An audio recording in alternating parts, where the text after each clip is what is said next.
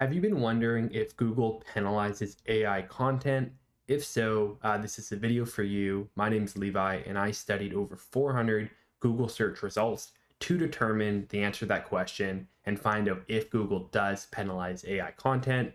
So, anyways, I made a video and just presented my findings here. So, let's dive into it. And hopefully, you'll be able to figure out the extent in which you can use AI content in your own websites or for your own agency. So, first thing to consider is Google's policy on AI content. What have they said? And in short, Google has not come out and said that they will penalize AI content or AI generated content outright.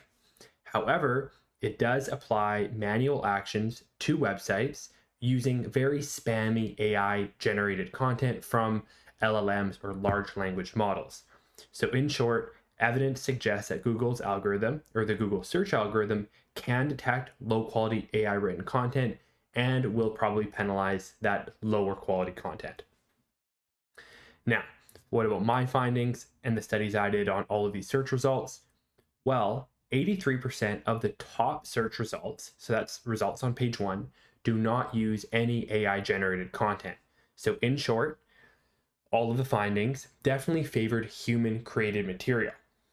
Now, this doesn't mean that they penalize AI generated, and also AI generated content is very new. It's really only been popular probably in the past year, so there might be a little bit of a recency bias there. But as an example, AI written content for the niche and search term personal trainers Houston was removed after a recent Google update, but human generated content was reindexed and re-ranked back in the top 10. Really similar results were seen across various campaigns where, in short, human written content did outperform AI written content. Now, the next thing to look at is algorithmic performance.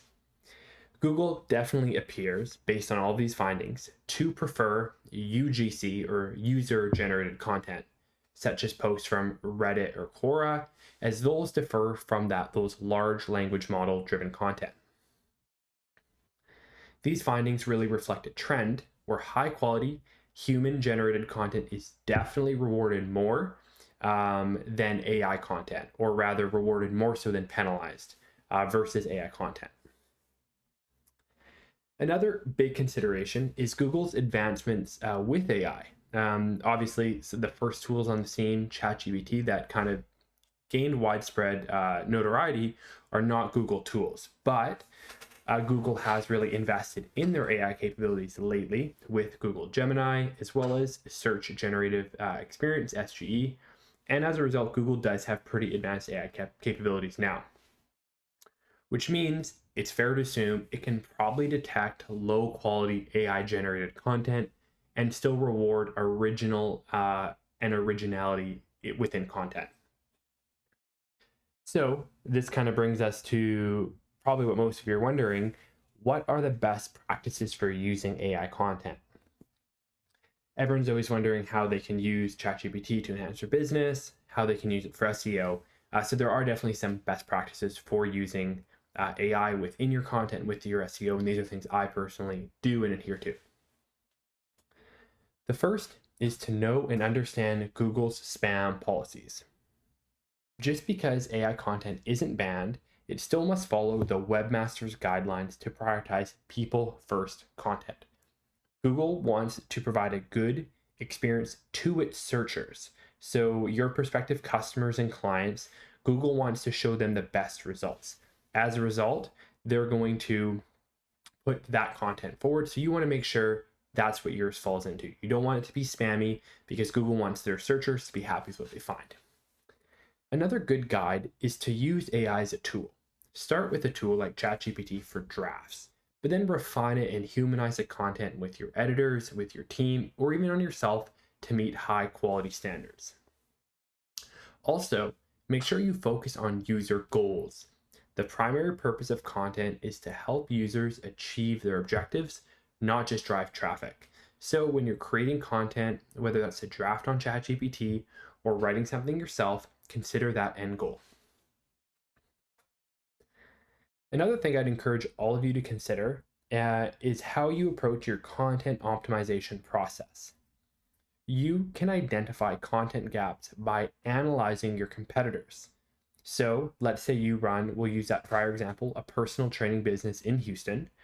You can do a search for that and figure out what your top competitors on page one are doing and find gaps in their content, things they're not talking about, and try to exploit that and create that on your own page. To do so, you can use a tool like ChatGPT to create a structured draft on that. But from there, make sure the final version is personalized, well edited, and again aligns with that user intent. Also, incorporate NLP or natural language processing focused keywords and also long tail topics. Long tail topics, if you haven't seen my other videos, are longer term variations of keywords. So instead of just personal trainer, an example would be best personal training company in Houston or something like that. That's a longer variation. By focusing on those, you can boost relevance and attract organic traffic. Now, an important thing to consider, and something I'd recommend all of you to keep in mind, is if you're in a business, you are probably an expert or at least extremely educated and qualified to talk about your service, whether it's something like personal training or the product or service in which you sell. So you should use ChatGPT for a draft. That's great. But you know more than 99.9% of people, and your knowledge is actually very valuable to potential searchers. So take a little bit of extra time, humanize it, and add in your own personal knowledge and experience, because that's something ChatGPT, at least now, certainly can't do, and will not only help make sure you have better content, but your searchers will be happy about that. The last thing to consider, and that I want to leave you all with, is consider the on-page SEO essentials. You can optimize pages with relevant topics and detailed sections to enhance the page's ranking potentials. So aim for conversion-focused content that serves a clear user purpose. Anyways, I hope you found this useful and hope these findings provide a level of a reassurance when you are and aren't using tools like ChatGPT. These programs are very valuable for content creation, but must be used correctly. High quality, human refined content remains essential for SEO success, ensuring originality, relevance, and user-focused results.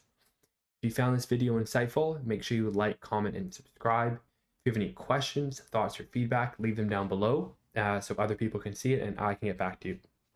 Otherwise, hope everyone has a good day, and we'll see you in the next video.